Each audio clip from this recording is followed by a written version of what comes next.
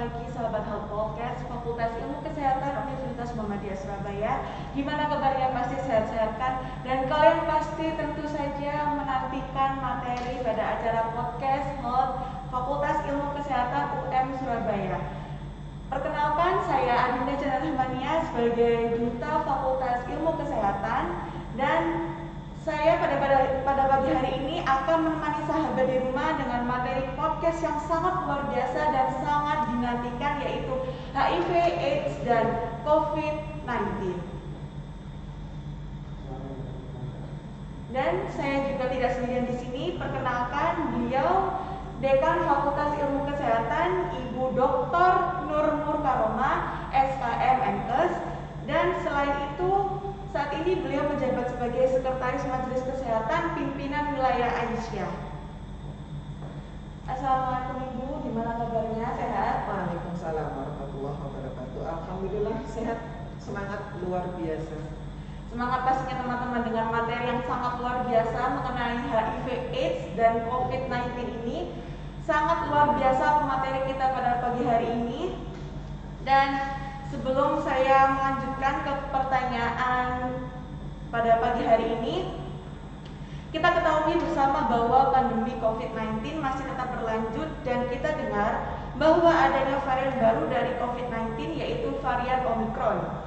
Dan diduga dari pasien HIV, apakah betul Ibu varian Omicron yang baru ini berkaitan dengan HIV?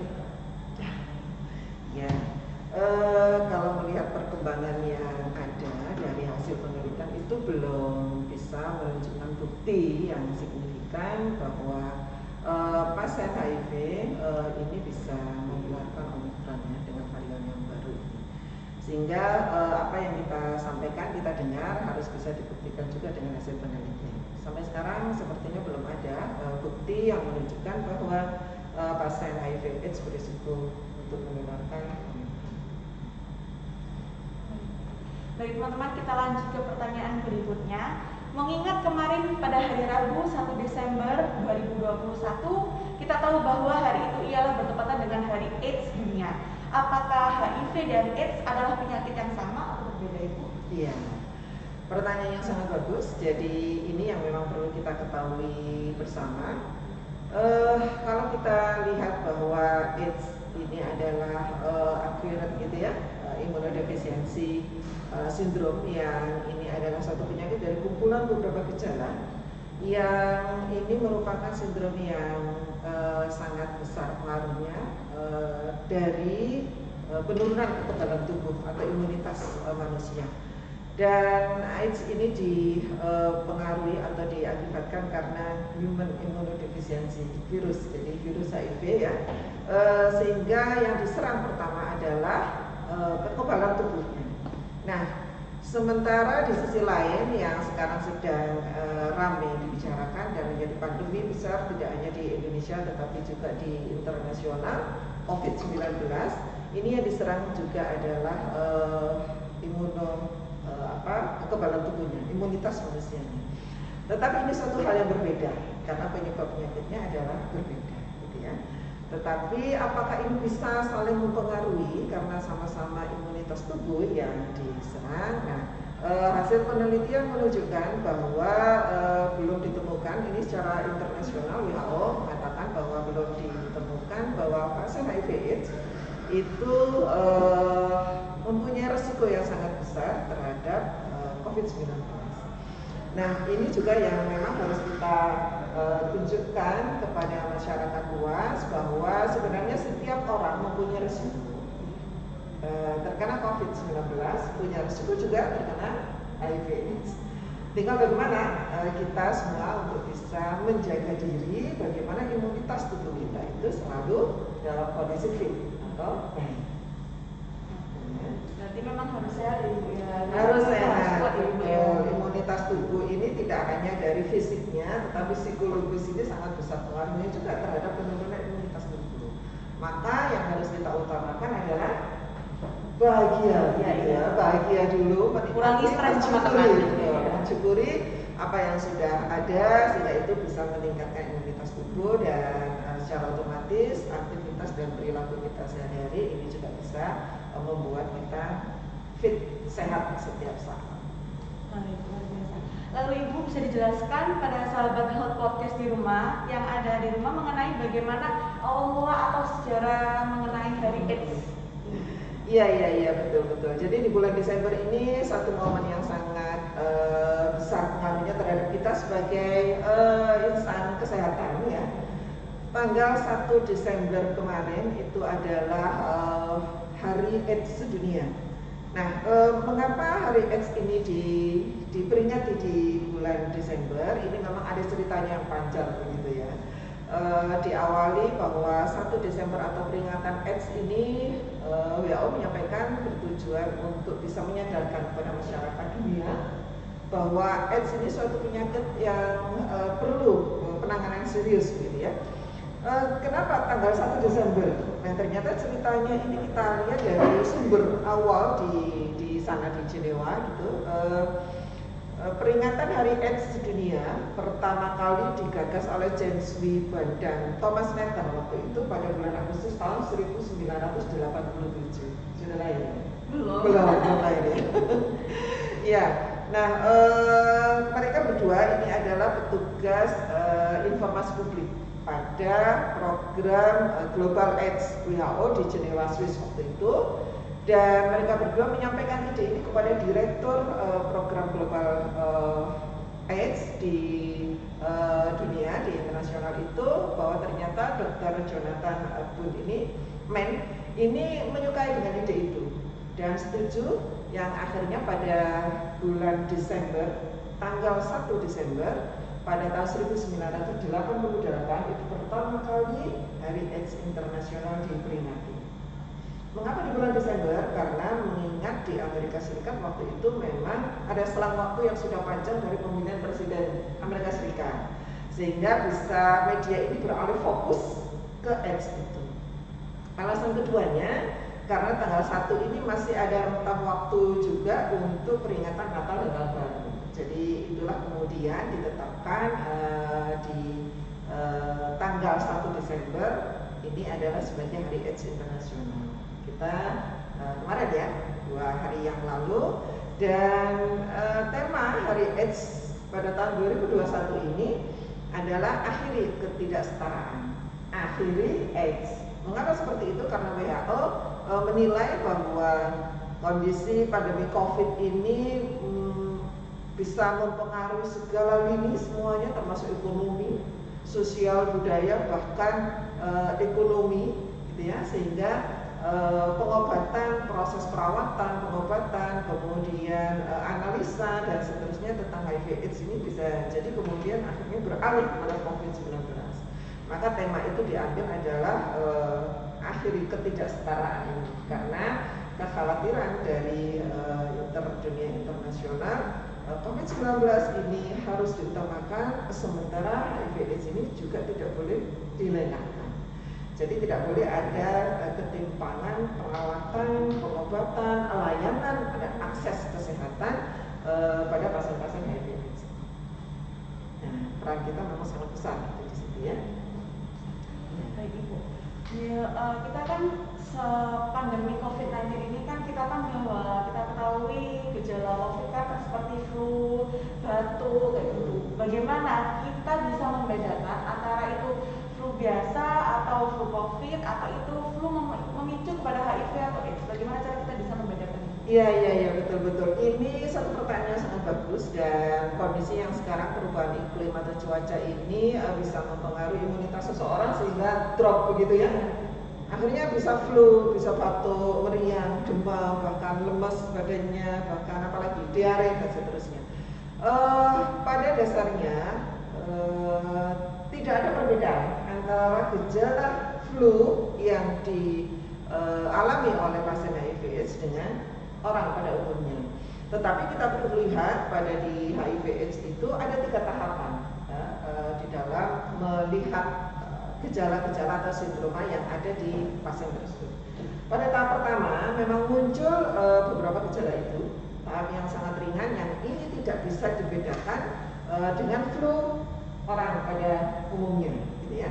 Karena gejalanya sangat ringan, diantaranya adalah demam, meriang, panas, batuk, diare, mungkin ada pembesaran kelenjar bening dan bisa jadi juga nyeri otot, lemah, lemes gitu ya untuk beraktivitas. Nah, tahap kedua ini masa jendela pada pasien HIV/AIDS itu gejala-gejala tadi itu sudah hilang. Yang orang menganggap yang penderita HIV/AIDS menganggap bahwa oh berarti sudah sembuh. Padahal pada saat itu masa kedua ini adalah virus itu sudah menyerang imunitas tubuhnya. Jadi sesungguhnya pada tahap kedua ini virus berkembang dan menyebar dengan pesat, lalu kemudian merusak sistem kekebalan tubuh.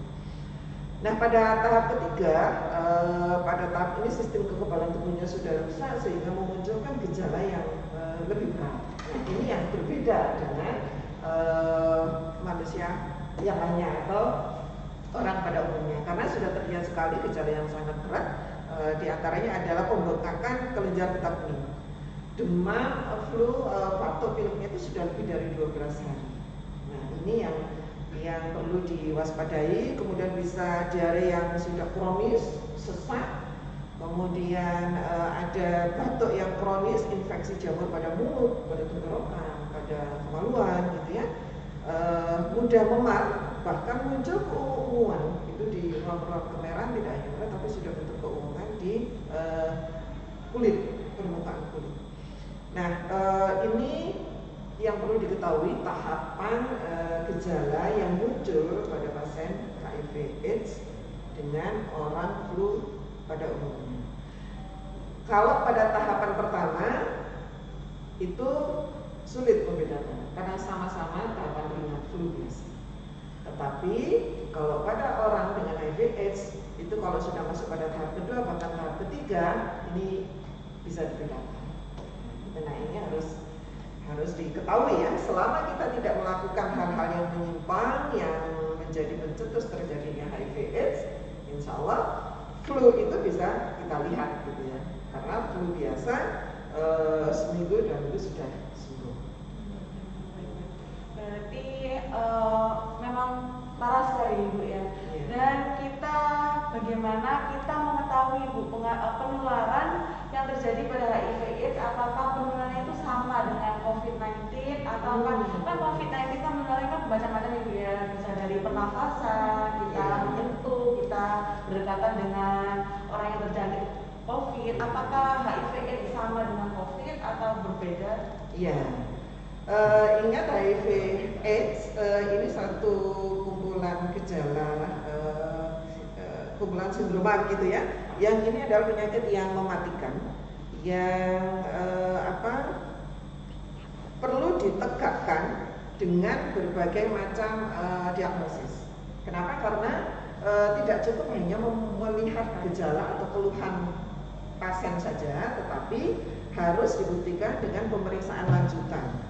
Nah, kalau kita lihat secara umum bahwa HIV/AIDS ini mempunyai cara penularan yang ini harus kita ketahui. Dapat ditularkan AIDS ini melalui cairan tubuh.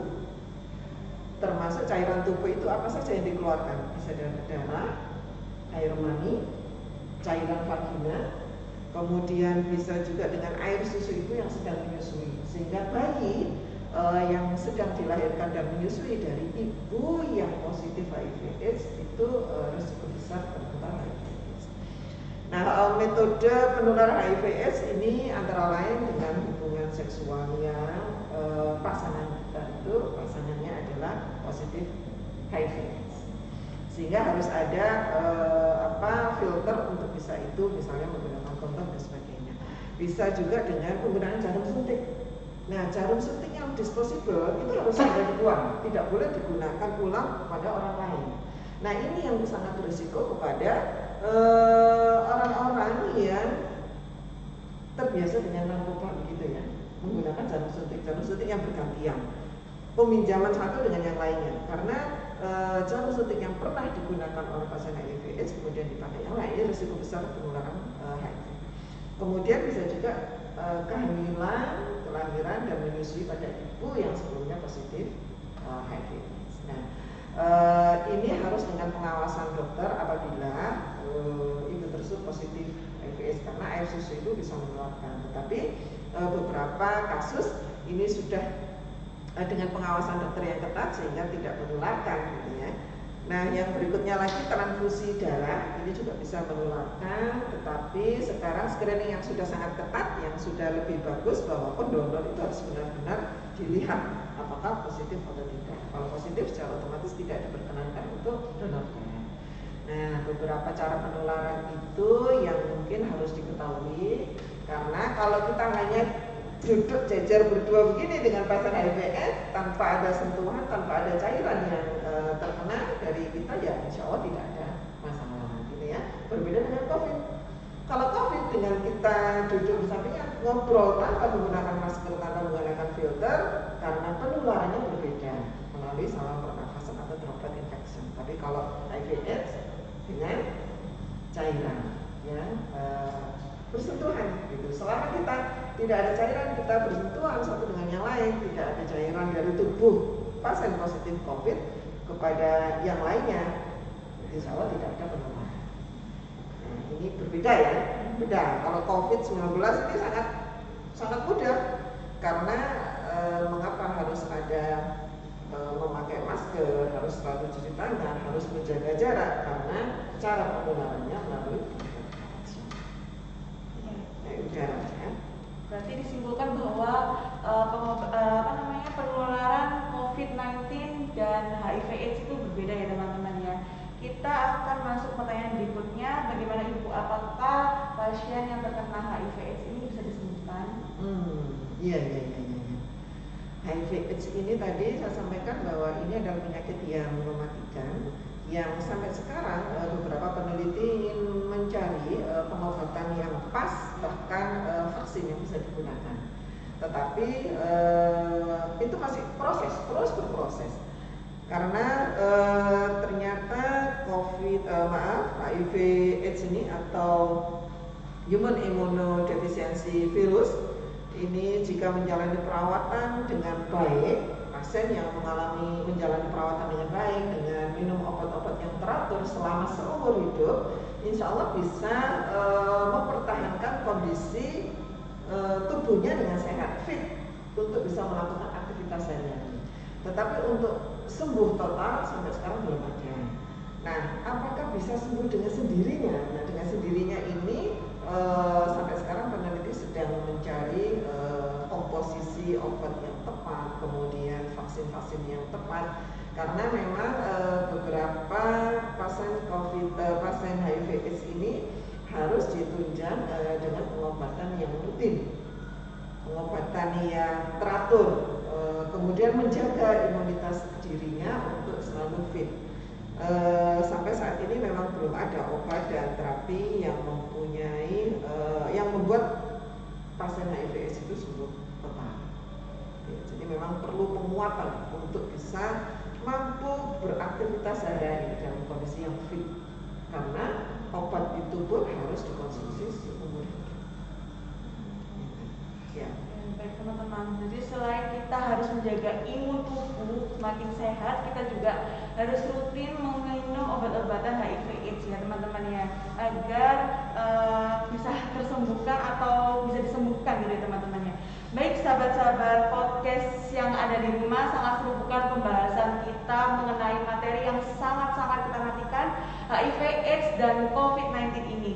Dan pastinya saya masih memiliki banyak sekali pertanyaan bersama dengan beliau, dekan kita tercinta, dekan Fakultas Ilmu Kesehatan Universitas Muhammadiyah Surabaya, yang akan dibahas dengan Ibu Nur Mukaromah. Tetapi jangan kemana-mana, akan ada jeda informasi yang akan lewat berikut ini. Fakultas Ilmu Kesehatan hadir sebagai fakultas yang unggul di Universitas Muhammadiyah Surabaya. Fakultas ini terdiri dari 7 program studi, baik program sarjana dan diploma. Di antaranya adalah program studi S1 Keperawatan, S1 Kebidanan, S1 Farmasi, S1 Fisioterapi, D4 Teknologi Laboratorium Medis, D3 Keperawatan, dan D3 Teknologi Laboratorium Medis. Fakultas Ilmu Kesehatan memiliki sarana dan prasarana yang memadai, seperti ruang kelas perkuliahan yang nyaman, laboratorium dengan konsep mini hospital, akses wifi yang kuat. Program unggulan yang dimiliki yaitu kegiatan internasionalisasi ISEP, International Student Experience Program, program pengabdian kepada masyarakat SAGA atau sahabat keluarga, dan berbagai macam beasiswa yang bisa didapat oleh mahasiswa. Proses pendaftaran bisa dilakukan secara online dengan mengakses website unsurabaya.ac.id. Teman-teman, dengan saya Ainda Rahmania, dan tentu saja pemateri kita yang sangat luar biasa, Ibu Dekan kita tercinta, Ibu Dr. Nur Mokaromah, SKM MKes. Oke teman-teman, masih semangat kan? Masih tentunya ya. Kita akan melanjutkan pertanyaan yang masih terkait mengenai HIV, AIDS, dan COVID-19 ini. Oke Ibu, sebagai generasi muda, apa yang bisa kami lakukan agar bisa terhindar dari penyakit seperti itu, HIV atau AIDS? Dan mengingat masih banyak nih teman-teman, bahkan saya sendiri masih lengah terhadap penyakit HIV atau AIDS ini. Bagaimana caranya? Generasi muda ini awal untuk melanjutkan perjuangan, gitu ya, perjuangan bangsa, perjuangan para generasi-generasi sebelumnya, sehingga peran besar yang sangat penting untuk bisa mengisi hari-hari dengan aktivitas, kreativitas, dan inovasi yang tinggi yang bermanfaat. Karena generasi muda ini menunjukkan seberapa besar, seberapa manfaatnya nanti kita pada dunia nyata, gitu ya. Nah, apa yang harus kita lakukan? Yang pertama, kita harus bisa menghindari, bahkan harus perang terhadap narkoba. Menyatakan perang terhadap narkoba, karena di dalam narkoba itu akan mempengaruhi seseorang untuk berpikiran yang kurang bagus. Di antaranya salah satunya adalah bisa berpinjam, saling meminjam jarum suntik tadi. Nah, itu yang tidak boleh, hindari itu. Yang kedua, jangan menjadi donor bila positif. Ini jelas ya, karena pendonor sekarang itu sudah ada screening di situ. Kemudian yang tidak kalah pentingnya adalah kuatkan diri dengan iman, sehingga kita tidak melakukan sesuatu yang di luar ketentuan agama Islam, yaitu seks bebas. Nah, ini harus kita kuatkan diri kita, sehingga kita berperilaku sesuai dengan ajaran Islam ya. Karena ternyata hal-hal yang seperti ini sebagai pemicu utama. Nah, pada beberapa studi dan bukti menunjukkan bahwa seorang laki-laki yang hitam itu juga mempunyai risiko yang rendah. Nah, itu yang bagus untuk bisa mencegah terjadinya HIV/AIDS, juga penularan HIV/AIDS. Kemudian hindari kontak dengan darah. Jadi kalau kemudian ada teman atau siapa yang terkena HIV/AIDS, hindari, jangan sampai ada kontak darah. Misalnya luka kemudian digeserkan dan seterusnya, nah, itu tidak boleh ya. Kemudian apabila ada ibu hamil dengan positif HIV/AIDS, supaya tidak terjadi penularannya, maka ini harus ada pendampingan oleh dokter supaya bisa menjaga jangan sampai ini menularkan kepada bayinya nanti ya. Jadi harus didiskusikan dengan dokter. Kemudian perlu juga melanjutkan pemeriksaan profilaksis pasca pacaran. Jadi bagi pasien-pasien yang sudah HIV/AIDS ini harus juga kita memahami kondisinya, bahwa kita yang sehat harus juga bisa melihat itu tidak boleh ada kontak langsung, apalagi berhubungan dengan cairan di tubuhnya. Nah, yang tidak kalah pentingnya lagi adalah harus jujur kepada pasangannya. Sehingga bagi anak-anak muda ini seperti Mbak Dinda, jadi kalau misalnya mencari jodoh, mencari teman hidup nanti juga harus bisa melihat, mengetahui riwayat dari perjalanan dia, gitu ya. Apakah ini benar-benar terbebas dari HIV/AIDS. Jadi harus jujur kepada pasangannya.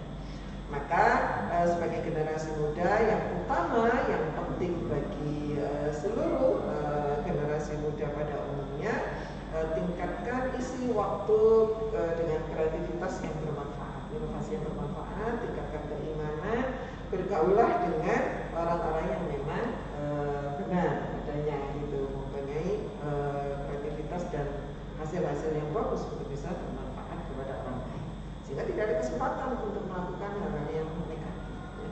Isi dengan kegiatan-kegiatan yang positif. Nah, generasi muda ini sangat besar pengaruhnya terhadap kemajuan bangsa dan negara ya. Oke, selanjutnya perlu kita ketahui bahwa ODA ialah orang dengan tanda virus yang menyerang sistem imunitas tubuh sehingga menyebabkan kondisi yang disebut dengan AIDS. Lalu Ibu, bagaimana secara sosial kita ingin membantu ODA untuk bisa tetap menjalani kehidupan, mengingat beberapa masyarakat kadang ketakutan dengan tanda masyarakat seperti itu. Lalu bagaimana kita melakukan agar masyarakat tidak resah terhadap pasien yang mengidap ODA dan ODA pun bisa merasa tetap dihargai? Ya. Ini perlu pemahaman tentang stigmatisasi ya, stigma ya. Yang pertama yang perlu kita kuat kita berikan kepada ODA orang dengan HIV/AIDS ya. Dengan berusaha mencoba untuk memahami pengalaman hidup yang dialami oleh pasien dengan HIV/AIDS atau ODA ini. Caranya bagaimana? Kita bisa menyelami. Jadi biasanya itu kan peer group gitu ya. Jadi kebanyakan beberapa pasien HIV/AIDS atau ODA itu usianya tidak beda jauh dengan Mbak Dinda, dengan Mbak Salwa, dengan yang lainnya gitu ya. Pada generasi muda yang memang saat itu sedang dewasa muda berjuang begitu ya, mencari jati diri. Nah, jati diri yang salah akhirnya terjerumus ke situ. Nah, bagaimana kita bisa membuat ODA ini tetap survive begitu ya, bisa tetap diterima di masyarakat. Yang pertama ini sangat penting bagi generasi muda khususnya mahasiswa. Nah, mahasiswa ini peranannya sangat besar untuk bisa mengedukasi kepada masyarakat luas, terutama tentang cara penularannya. Karena kalau kita mengetahui cara penularan, sehingga orang itu tidak kemudian menjauhi, menstigma bahwa oh ini ODA, ini orang yang mudah menularkan, orang yang perilakunya jelek dan sebagainya, itu tidak boleh. Nah, peran mahasiswa ini sangat besar karena dengan usia yang hampir sama dengan ODA, maka bisa saling menguatkan. Jadi grup ini sangat besar pengaruhnya untuk bisa menguatkan pasien-pasien dengan ODA itu. Yang kedua, tumbuhkan tanggung jawab ODA itu terhadap pengobatannya. Seperti apa itu? Karena ODA ini harus menjalani perawatan dan pengobatan seumur hidup, maka harus kita kuatkan secara psikologis bahwa pengobatan ini bisa dilakukan untuk menjaga kondisi yang fit sehingga bisa beraktivitas sehari-hari. Nah, tanggung jawab itu harus bisa kita munculkan. Bagaimana caranya menguatkan dengan peer group ini? Remaja-remaja atau dampak merasa dilibatkan, sehingga dengan seperti itu psikologisnya bagus, imunitasnya tetap terjaga. Selain perawatan dan pengobatan ini tegak, ya. Dan yang tidak kalah pentingnya adalah mengikut sertakan ODA ini di setiap interaksi sosial. Karena sampai sekarang stigma kurang baik ODA ini kan masih ada di masyarakat ini ya. Sehingga begitu ada pasien dengan positif ODA, dia sudah menjauhi, tidak dilibatkan dalam segala hal, bahkan dia harus dikurung sendiri, tidak boleh berinteraksi. Nah, ini salah, karena ODA juga manusia, gitu ya, yang butuh teman, yang butuh orang sebagai curhatan, yang butuh penguat, support, dukungan di lingkungannya dia berada. Sehingga perlu juga mengikut sertakan ODA ini dalam interaksi sosial dengan batasan-batasan. Semua yang berinteraksi itu memahami cara penularannya, sehingga tidak sampai ada yang tertular. Satu, yang kedua untuk menguatkan ODA ini supaya tetap fit, bisa hidup dan beraktivitas sehari-hari. Gitu ya. Jadi tidak boleh ada stigma bahwa ODA harus dijauhi, harus dikurung, tidak boleh. Ya, generasi Anda, iya, jadi manusia juga ya. betul, harus juga manusia. Iya, Mbak Adinda sebagai mahasiswa yang notabene usianya agak beda jauh, dan ini harus bisa menguatkan juga, ya. Mahasiswa ini sumber keilmuannya didapatkan dari mana-mana, harus bisa mengedukasi, gitu ya, kepada masyarakat luas. Gitu. Oke teman-teman, sebelum saya melanjutkan ke pertanyaan teman-teman, saya akan menanyakan terakhir dengan Ibu, dan mohon maaf sekali Ibu sedikit menyinggung tentang COVID-19 ini. Kalau tadi disebutkan bahwa AIDS ini dengan daya tahan tubuh menurun, lalu bagaimana dengan resiko pasien HIV? Apakah resiko terkena COVID lebih besar atau bagaimana? Iya, belum ada bukti yang menunjukkan bahwa terjadi peningkatan risiko infeksi terhadap COVID-19 pada pasien HIV/AIDS, gitu ya, karena WHO pun sampai saat ini belum menemukan kasus positif COVID-19 yang dilaporkan di antara pasien-pasien HIV/AIDS. Nah, bisa jadi ini karena HIV/AIDS itu mendapatkan pelayanan yang lurus dengan pengobatan yang rutin sehingga bisa terjaga imunitasnya, dan bisa juga memahami juga bagaimana cara penularan COVID-19, gitu ya, sehingga sampai sekarang ini belum ada laporan yang menunjukkan bahwa pasien HIV/AIDS itu berisiko besar terhadap COVID-19. Karena sebenarnya dua penyakit ini memberikan risiko yang sama kepada semua orang. Kalau HIV/AIDS ini kita lihat dengan perilaku yang bagus, yang insya Allah kita bisa sesuai dengan tatanan aturan keagamaan, gitu ya, tidak sampai terjerumus ke narkoba dan sebagainya, maka HIV/AIDS ini sangat kecil risikonya terhadap orang seperti itu. Nah, kalau COVID-19 ini semua mempunyai risiko, tergantung sejauh mana, gitu ya, karena kalau sekarang sudah digencarkan vaksinasi, maka vaksinasi ini bisa menurunkan gejala yang muncul sehingga tidak memperberat kondisi itu. Nah, COVID-19 ini dengan kondisinya sekarang sudah target vaksinasi yang tinggi, yang harapannya bisa meningkatkan imunitas tubuh, maka bisa ditekan. Apalagi 5 atau 3M atau bahkan 5M itu ya, itu harus ditegakkan dimanapun berada, beraktivitas apapun, dengan siapapun, 5M itu harus tetap dijaga, sehingga kita di mana-mana juga tetap kondisinya sehat, gitu ya. Jadi kalau kita lihat HIV/AIDS ini tadi infeksi virus yang memang kalau virus ini melalui pengobatan antiretroviral ART, pasien HIV/AIDS ini rentan untuk mendapatkan infeksi oportunistik dan perjalanan penyakit akan lebih cepat mengalami perburukan. Nah, hal ini diakibatkan karena sistem imun yang belum pulih, gitu ya. Itu saja. Tapi secara data belum ada yang menunjukkan ke situ. Sangat memang berbahaya sekali ya teman-teman HIV/AIDS ini.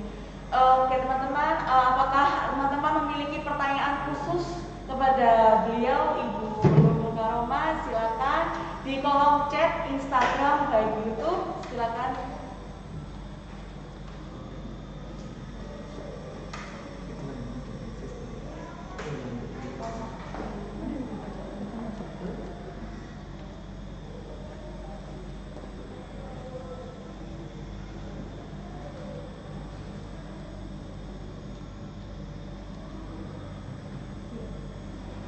Oke, ini ada pertanyaan masuk dari Aisyah.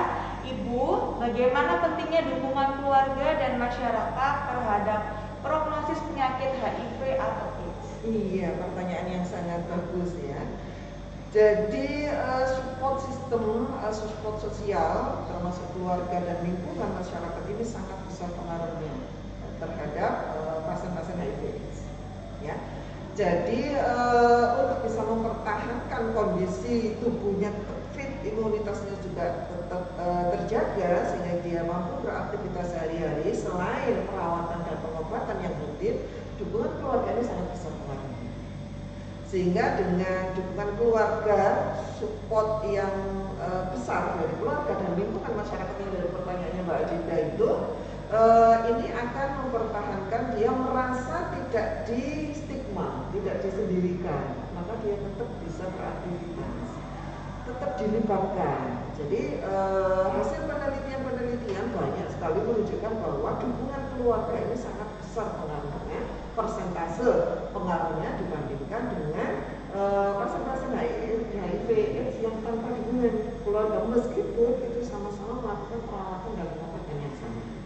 Tetapi yang mendapatkan dukungan keluarga ini mampu bertahan lebih baik, lebih bagus gitu ya kondisi tubuhnya. Pertanyaan kedua ini Bu, Iya. apakah orang pengidap penyakit HIV rentan terkena komplikasi? Ini pertanyaan langsung dari Mas Ros. Iya. Selama dia melakukan pengobatan dan perawatan yang rutin, pengobatan pada HIV/AIDS itu seumur hidup, ya Mbak Dinda. Jadi tidak bisa dilepaskan karena ini berhubungan dengan sistem imunitas tubuh. Jadi virus HIV/AIDS ini menyerang sistem imunitas tubuh yang dia mempunyai kemampuan virus ini untuk menyembunyikan diri, sehingga obat ini tidak mampu untuk mencapai dia. Nah, itulah yang kemudian pasien-pasien HIV/AIDS ini harus rutin, gitu ya, rutin, tidak bisa terlepas dari pengobatan itu seumur hidup. Nah, rentan terhadap terjadinya komplikasi ini apabila imunitasnya turun, ini mudah terkena itu. Tidak hanya orang dengan HIV/AIDS. Kita yang sehat tanpa ada virus HIV/AIDS, apabila dalam kondisi yang sangat capek, sangat lelah sehingga imunitasnya turun, drop, yang muncul apa? Flu, pilek dan sebagainya. Support, insya Allah psikologisnya bagus, jadi tetap semangatnya adalah semangat hidup dengan meningkatkan ibadah dan keimanan kita, gitu ya. Nah, untuk teman-teman atau yang lainnya pasien COVID-19, mudah-mudahan ini landai bahkan sampai habis gitu ya. Pemerintah sangat besar peranannya dan luar biasa, termasuk peran serta masyarakat semua dan kita semua. Dengan sekarang pun kita tetap menggunakan masker. Nah, kita juga menjaga jarak. Ini harapannya tidak tetap menjaga protokol kesehatan ini, harapannya bisa mencegah terjadinya penularan COVID-19. Nah, bagi yang sudah positif COVID-19, kita tetap mendoakan semoga segera sembuh, yang pertama. Yang kedua, tetap semangat hidup untuk menjaga imunitas dengan selalu mengkonsumsi obat-obatan, vitamin, ya, tetap beraktivitas yang semampunya, gitu ya. Apalagi bagi masyarakat luas yang sekarang sudah kita dengar bersama ada varian baru Omikron. Nah, meskipun belum ada bukti bahwa varian Omikron ini menunjukkan gejala yang sangat berat atau dampak yang lebih berat, tetapi tetap harus kita berantisipasi. Ya, persiapan dari liburan Natal dan Tahun Baru ini juga harus hati-hati, tetap melaksanakan protokol kesehatan, ya, baik itu 3M atau bahkan 5M. Nah, itu yang terpentingnya. Sehingga kita harus selalu fit. Dan yang terpenting lagi harus berbaik sangka. Ya, berhusnudzon, berbaik sangka kepada semuanya. Yang kedua harus mensyukuri apa yang sudah ada, yang kita miliki sekarang. Insya Allah dengan dua hal penting itu nanti akan menjaga imunitas kita tetap stabil dan tetap sehat. Ya, insya Allah. Teman-teman. Oke, ada pertanyaan masuk dari Pak Bella ini. Pertanyaannya, apakah pasangan suami istri lebih rentan terkena HIV? Iya, ini tadi yang saya sampaikan ya, Mbak Adinda, Mbak Salwa, ini persiapan untuk mencari teman hidup ini ya. Maka harus hati-hati. Yang pertama kuncinya adalah jujur terhadap pasangan. Ini untuk menghindari penyebaran atau penularan HIV/AIDS. Maksudnya apa? Kita harus tahu dulu pasangan kita, calon teman atau calon pendamping. Kita harus tahu dulu riwayat dari keluarga calon pendamping.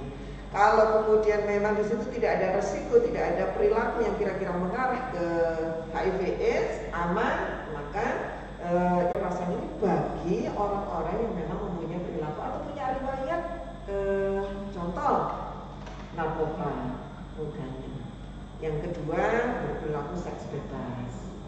Yang ketiga bisa jadi awalnya merokok gitu ya, dengan merokok punya komunitas rokok, kemudian mencoba-coba narkoba dan seterusnya. Nah, riwayat-riwayat yang seperti inilah yang harus jujur terhadap pasangan. Tapi kalau kemudian riwayat awal keluarga kita sudah tahu bahwa tidak ada risiko-risiko seperti itu, insya Allah keluarganya sehat, pasangan suami istri ini sehat, bahkan sampai tua gitu ya, menjalani keluarga yang sangat baik gitu ya. Jadi diutamakan memang kita harus tahu riwayatnya. Selama riwayat dari masing-masing calon pendamping atau bahkan yang sudah berkeluarga suami istri tidak ada kesana, insya Allah tetap aman dan sehat. Jadi intinya jangan introvert ya, jangan tidak boleh, jangan stres dan harus menguatkan imun tubuh dan selalu mengkonsumsi makanan-makanan yang banyak vitamin ya Ibu ya. Imun dan iman. Oke, Iya. benar sekali. Oke, sahabat podcast Fakultas Ilmu Kesehatan Universitas Muhammadiyah Surabaya, tak terasa sudah 45 menit kita berbincang-bincang santai bersama dengan Ibu Dekan kita tercinta, yaitu Ibu Nur Mukaroma, dan Ibu dengan materi dan sangat luar biasa, penjelasan yang sangat luar biasa ini mengenai HIV, AIDS, dan COVID ini. Baik teman-teman, tak terasa kita telah capai di penghujung acara. Saya Adinda Chandra Rahmania bersama Ibu Dekan tercinta pamit undur diri dan nantikan podcast Fakultas Ilmu Kesehatan Universitas Muhammadiyah Surabaya selanjutnya, dan jangan lupa follow serta subscribe akun sosial media @FIKUM Surabaya dan selalu nyalakan notifikasi agar tidak ketinggalan berita dan informasi dari kami Fakultas Ilmu Kesehatan Universitas Muhammadiyah Surabaya. Salam sehat. Wassalam.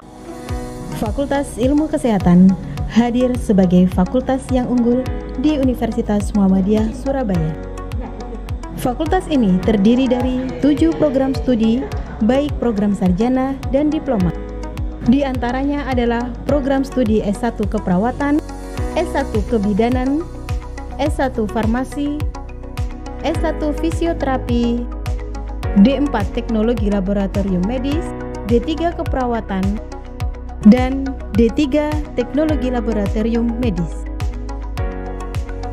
Fakultas Ilmu Kesehatan memiliki sarana dan prasarana yang memadai, seperti ruang kelas perkuliahan yang nyaman, laboratorium dengan konsep mini hospital, akses wifi yang kuat.